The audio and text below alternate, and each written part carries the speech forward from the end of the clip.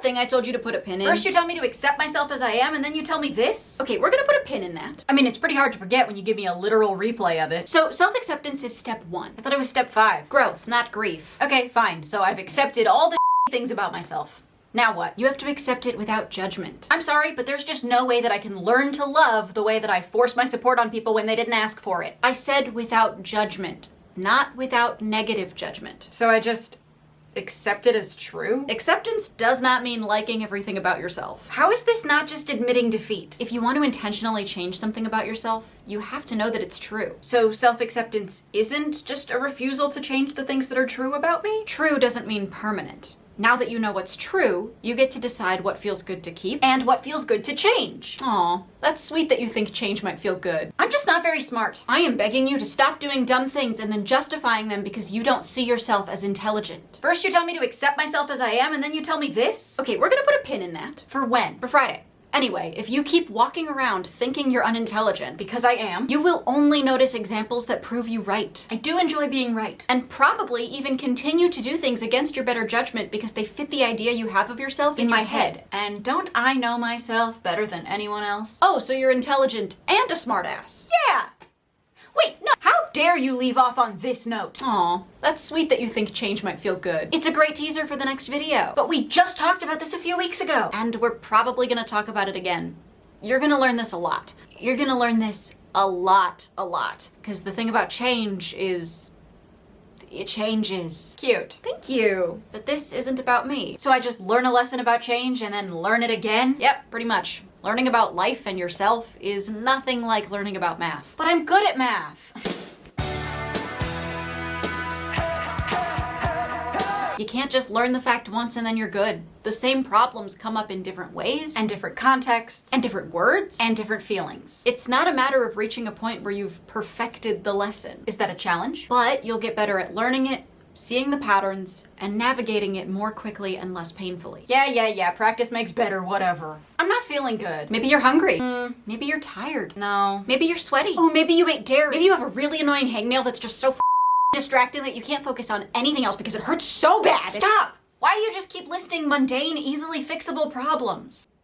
No, don't look at them like that. Look at me and talk to me. Well, because so many times you have an issue, it is a mundane, easily fixable problem. Do you realize how dismissive it is when you assume that, though? It's important to pay attention to our physiological needs, and I know, but it's also unfair to me to assume that every emotional problem I have can be fixed with like a snack or a shower. Huh, what? You're right. I'm what? You're right.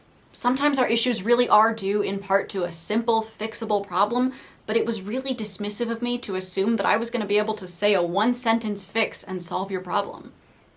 I'm sorry. Thank you. I asked for help, and it helped. That's awesome. For the last few months, I felt like my videos just weren't hitting right. Because even if you were writing about a topic you were passionate about, the scripts felt repetitive, and the humor just wasn't there in the same way it used to be, and something just didn't feel right. Yeah. So I asked my friends to just sit on a call with me, talk with me about it, and help me brainstorm new ideas. Is that why your videos the last few weeks have had a slightly different energy to them? Yep. I was so afraid of asking for help because you wanted to do this on your own. But it turns out that the help not only made me feel more confident, but it gave you new insight on what was working and what wasn't. Because asking for help isn't admitting failure or defeat. It's acknowledging how talented the people that I love are and using teamwork to make your art better and my mental health better. I think my friend is pulling away from me. Has this been a sudden change? Kind of gradual. But you didn't really notice until the change felt more extreme, and now I'm wondering what I did wrong. Why do you think someone had to have done something wrong? Because our friendship just kind of ended. Yeah, that doesn't always mean someone did anything wrong. Oh, so they just hate me for no reason. That was a huge jump and you know it. Yeah. Sometimes when we grow and change as people, our friends don't always grow and change in the same direction. Exactly. And that doesn't mean that you're not friends anymore. It just means that as our ways of living evolve, so will your relationship. So what do I do about it? Well, that depends. You never give me a straight answer.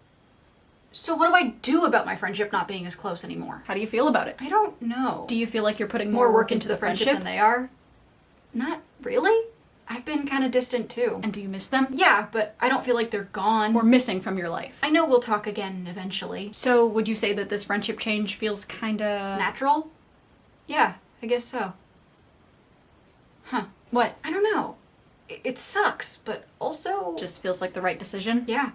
But what if it didn't? Hang on. So what do I do about my friendship not being as close anymore? How do you feel about it? Not great. Do you feel like you're putting more work into the friendship than they are?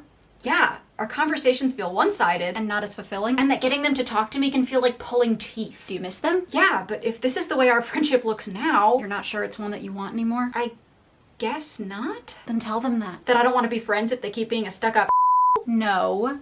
That you've noticed a change in your dynamic, and I miss them, and you want to check in to see if there's a way that the two of you can work together to fix it. But what if there isn't? Then you're gonna have to decide if the positives they bring into your life are also worth the pain they're causing. And if it's not, that's okay. There doesn't have to be hatred or a fight. Just the knowledge that maybe we don't work as well as we used to. Sometimes people comment asking me to talk about how annoying it is when I interrupt myself in my videos, and my comments don't usually get to me, but that one just leaves me confused and stunned every time. People say it's rude to assume what someone is going to say next, and yeah, I get that, but in the context of my videos, it's scripted. Also, the whole point in my videos is that they are both me, so I do know what I'm going to say next. This isn't an attack on people who have left that comment. I just don't understand it. If you want advice on what to do when people assume what you're gonna say or interrupt you, that's a different topic than being annoyed when I, a scriptwriter, have successfully predicted what I'm gonna say. Anyway, in the grand scheme of things, this is not a big deal, but I just wanted to get that off my chest. Thanks. I did something wrong. Yeah? I don't think you heard me. I said I did something wrong. No, I heard you. I'm just not surprised. Ouch. Not because it's you. Because everyone does things wrong sometimes. No, it's not like that. What, so nobody's allowed to make a mistake ever? I didn't say that nobody can make mistakes. I just said that I can't make a mistake. You're not capable of being perfect. Not with that attitude. So you did something wrong. And I never want to do it again. Great. Whether or not never is possible in this scenario, it better be. I'm glad you're aware of the mistake and are taking steps to better yourself from it. But I shouldn't have made it in the first place. Maybe, maybe not. But you did.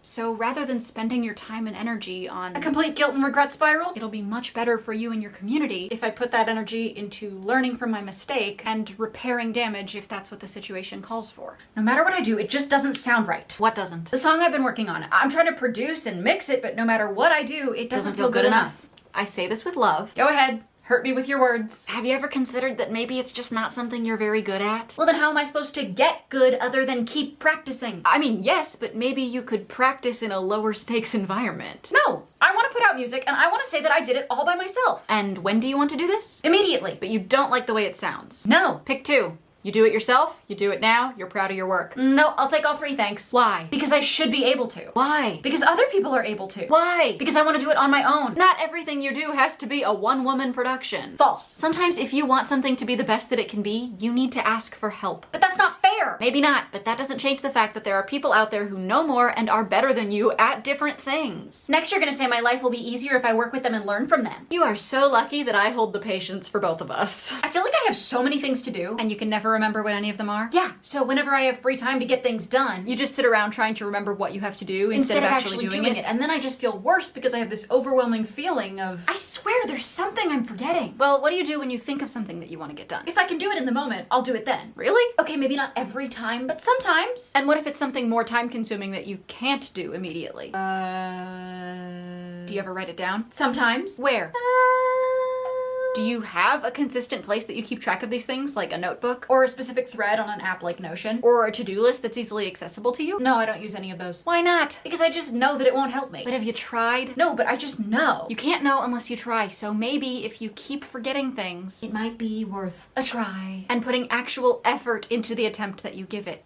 Please don't pop a blood vessel. No, I almost had it. Had what? The joke that was supposed to go in this part of the script. Getting meta here, are we? No, that's a different platform. Anyway, what were you actually trying to figure out? I just want to do something creative, but I got nothing. So you're trying to will yourself into creativity? Am I not supposed to do that? I mean, you can, but it's probably just gonna end up in you feeling frustrated and insecure and unsatisfied with anything you come up with, because that's kind of the whole point of creativity. Forcing it isn't usually helpful. But what do I do if I need to come up with something soon? Think about literally anything else, huh? Let your mind wander, consume art you like, talk to a friend, get your mind off of the focus. And that'll work? I can't guarantee it, but it sure will better your chances of being in the mood to create if you're not sitting there angry at yourself. Oh, well now I can just sit here they're angry at you instead for saying that. I am going to drown in my to-do list. I hate to be the bearer of bad news. Please don't tell me you have something else for me to get done. But to-do lists aren't typically made of water, so you can't drown in them. Wow, I am so glad you're a stand-up comedian. I'll ignore that dig because I know that you're stressed. I just have so much to do in the next few weeks That instead of doing any of it, you just stare at it. it's like I'm paralyzed by the weight of the things that I need to do. And looking at a long list of big tasks makes it feel worse. Because I don't know where to start and I have a month to do it all. Which allows you to procrastinate all of it because you feel like you've got time. So how do I not save it all for the last second? Can you try taking it one day at a time? Most of these things can't be accomplished in a day. So break them up. Instead of trying to find 10 pieces of furniture today, A bed, a mattress, a couch, a desk. make today a research day. Pick one piece of furniture, Like a couch. and make a list of a bunch of places that sell them. So then tomorrow I can start visiting or scrolling through them. And the day after, you have a solid list of what you need, what you want, and what you won't accept. And then when it comes time to actually shop for one, You won't have nearly as much options overload or items to even look through. Do you enjoy making my desk shake? sorry, I'm just really anxious today and I can't stop Fidgeting and jumping around? Yeah, if I stop, then I just start playing with my hair or bouncing your leg or something like that. What have you been up to the last few days? Nothing that would make me anxious. Like? I don't know, like watching TV and video editing, all just stuff at At my your desk. So are you moving throughout the day? Yeah, I'll like go to the kitchen or go upstairs or something. You know that's not what I meant. You know I don't Like exercising. Yeah, but you gotta get all that anxious energy out of you somehow. I can't just wait for it to go away. How do you feel right now? Shitty. So would you rather wait it out or try exercising? You look like your body is about to explode from nervous energy. Feels like it too. I'm not saying you have to beat your PR or sprint until you can't keep going. Just get moving a little bit. Just get moving a little bit and drink some water, would ya? So I felt like one of my friends was pulling away from me. Okay. And I tried to talk to them about it. That's a good start. And nothing happened. You mean you talked about it and then nothing changed, or they didn't even give a full response? I feel like both of those scenarios could apply to the advice that we're working toward right now. Valid. So what now? What do you mean, what now? What do I say to them? Are you attempting to Get closure? Yeah, but I just have a feeling that that's not gonna happen. Yeah, it might not. Sometimes friendships just end quietly. And I'm not saying that it's okay to ghost your friends when you don't want to be friends with them anymore. Noted. But if you're on the receiving end of the ghosting, Sometimes I might just have to let it go. while accepting that you did all you could, But it's not my responsibility to force someone to talk to me about their issues.